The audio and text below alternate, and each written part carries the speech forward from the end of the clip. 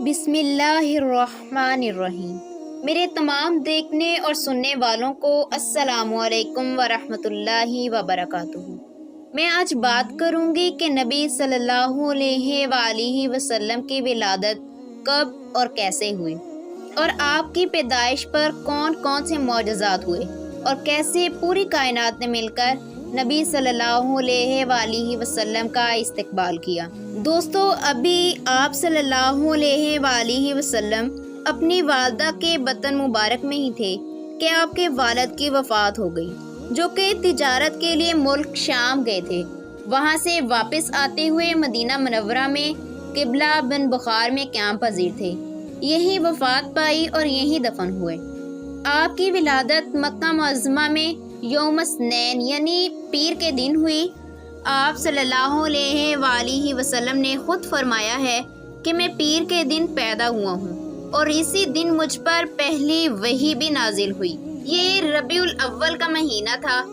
مشہور یہ ہے کہ آپ 12 ربیع الاول کو پیدا ہوئے، لیکن ایک قول 8 ربیع الاول کا اور ایک قول 9 ربیع الاول کا بھی ہے، لیکن مشہور جو ہے وہ 12 ربیع الاول ہے۔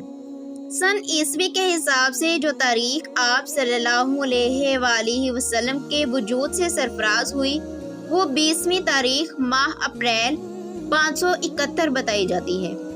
اسی سال ہاتھی والوں نے کعبہ شریف پر حملہ کیا تھا، اس لیے یوں بھی کہا جاتا ہے کہ عام الفیل میں آپ کی ولادت ہوئی ہے۔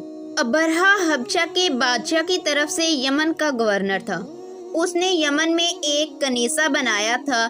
یہ چاہتا تھا کہ عرب کے لوگ جو حج کرنے کے لیے مکہ معظمہ جاتے ہیں اور بیت اللہ کا طواف کرتے ہیں، اس کو چھوڑ کر اس کے بنائے ہوئے کنیسہ کی طرف رجوع کریں۔ یمن میں اگرچہ بت پرستی غالب تھی، مگر کعبہ کی قدر و عظمت ان کے دلوں میں جمی ہوئی تھی۔ اہل عرب میں سے ایک شخص نے ابرہہ والے کنیسے میں داخل ہو کر گندگی سے آلودہ کر دیا۔ جب ابرہہ کو معلوم ہوا کہ کسی قریشی نے ایسا کام کیا ہے، تو اس نے اپنے بادشاہ سے اجازت لے کر کعبہ شریف کو گرانے کا ارادہ کیا اور اپنی فوج لے کر آیا، جن میں ہاتھی بھی تھے۔ رسول اللہ صلی اللہ علیہ وآلہ وسلم کے دادا عبد المطلب کو جب اس کی اطلاع ہوئی تو بیت اللہ کے دروازے کا حلقہ پکڑ کر دعا میں مشغول ہو۔ آپ کے ساتھ قریش کی بڑی جماعت بھی تھی۔ سب نے بہت سی دعائیں کی کہ اے اللہ اپنے گھر کی حفاظت فرما۔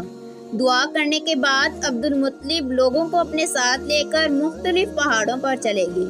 ابرہہ نے جب بیت اللہ پر چڑھائی کی تو اللہ تعالیٰ نے پرندے بھیج دیے۔ ہر ایک پرندے کے چونچ اور پنچوں میں کنکریاں تھیں۔ ان پرندوں نے وہ کنکریاں اور ابرہہ کے لشکر پر گرا دی، جس سے ابرہہ کا لشکر تباہ ہو گیا۔ پھر ابرہہ بھی یمن پہنچ کر بدترین مرض کا شکار ہو کر مر گیا۔ چونکہ یہ عجیب واقعہ تھا، اس لیے عرب جب تاریخی واقعات بیان کرتے تھے تو کہا کرتے تھے کہ عام الفیل کا واقعہ ہے، یعنی حضور صلی اللہ علیہ وآلہ وسلم کا یہی سال ہے۔ اس واقعے کے 50 دن بعد آن حضرت صلی اللہ علیہ وآلہ وسلم کی ولادت ہوئی۔ جس رات حضور صلی اللہ علیہ وآلہ وسلم کی ولادت ہوئی، کسرا شاہ فارس کے محلات کی بنیادیں ہل گئیں اور ان میں شگاف پڑ گئے اور اس کے کچھ جھروکے ٹوٹ گئے، حالانکہ یہ محل بڑا مضبوط بنایا گیا تھا۔ دوستوں، میں یہاں آپ کو بتا دیتی ہوں کہ جھروکا کیا ہے۔ جھروکا ایک ایسی کھڑکی ہے جو ایوان شاہی یا محل میں سیر تماشا دیکھنے کے لیے بنائی جاتی ہے۔ جھروکے چھوٹے اور بڑے دونوں طرح کے ہوتے ہیں۔ بعض اتنے بڑے ہوتے ہیں کہ اس میں کچھ افراد بیٹھ بھی سکتے ہیں۔ ادھر کسرا نے اپنے محل کو لرزتے اور اس کے جھروکوں کو گرتے دیکھا، جس سے وہ سخت گھبرایا ہوا اور خوف زدہ تھا، مگر اس خیال سے کہ اپنی کمزوری ظاہر نہ ہو، اس نے صبر سے کام لیا اور صبح کو اس واقعے کا کسی سے ذکر نہیں کیا۔ مگر پھر اسے محسوس ہوا کہ اس کی گھبراہٹ اور پریشانی اتنی بڑھ گئی ہے، وہ اس معاملے کو اپنے فوجی افسروں اور بہادر سرداروں سے چھپا نہیں سکتا۔ چنانچہ اس نے سب سرداروں کو دربار میں حاضری ہونے کے لیے کہا۔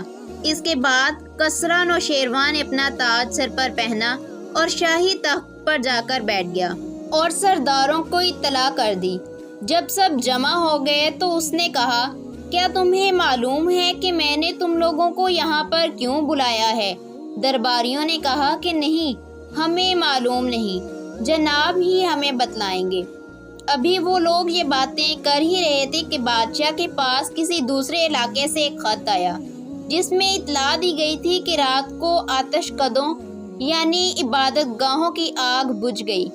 کسرا کے پاس ایک خط ایلیا کے گورنر کا بھی آیا کہ رات دریائے ساوا کا پانی خشک ہو گیا۔ ان میں سے ہر حادثہ اسی رات پیش آیا جس میں آپ صلی اللہ علیہ وآلہ وسلم پیدا ہوئے۔ یہ ساری علامتیں آپ کی پیدائش کی وجہ سے ہوئیں۔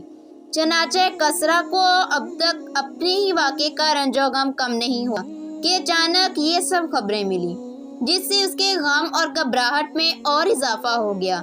آخر کسرا نے یہ سب خبریں ملنے کے بعد حاضرین کو وہ واقعہ سنایا جو خود اس کو پیش آیا تھا اور جس سے وہ بہت زیادہ خوفزدہ اور گھبرایا ہوا تھا۔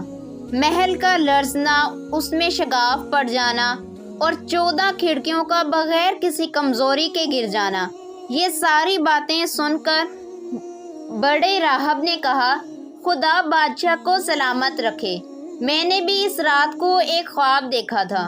اس وقت تو ایران کے شاہی محل کے جھروکے ہی گرے تھے اور دراڑیں ہی پڑی تھیں۔ پھر جب حضرت صلی اللہ علیہ وآلہ وسلم نے بادشاہوں کے خطوط لکھے تو اس زمانے کا جو کسرا یعنی ایران کا بادشاہ تھا، اس نے حضور صلی اللہ علیہ وآلہ وسلم کا ولا نامہ پھاڑ دیا۔ آپ نے اس کے لیے بددعا کر دی کہ جس کی وجہ سے اس کی سلطنت کے ٹکڑے گئے۔ کسرا کے محل میں دراڑیں پڑ گئی تھیں۔ اس کے ساتھ یہ بھی ہوا کہ رات کو فارس کے تمام آتش کدوں کی آگ بجھ گئی۔ یہ لوگ آگ کے پجاری تھے۔ یہ آگ آتش کدوں میں 1000 سال سے جل رہی تھی۔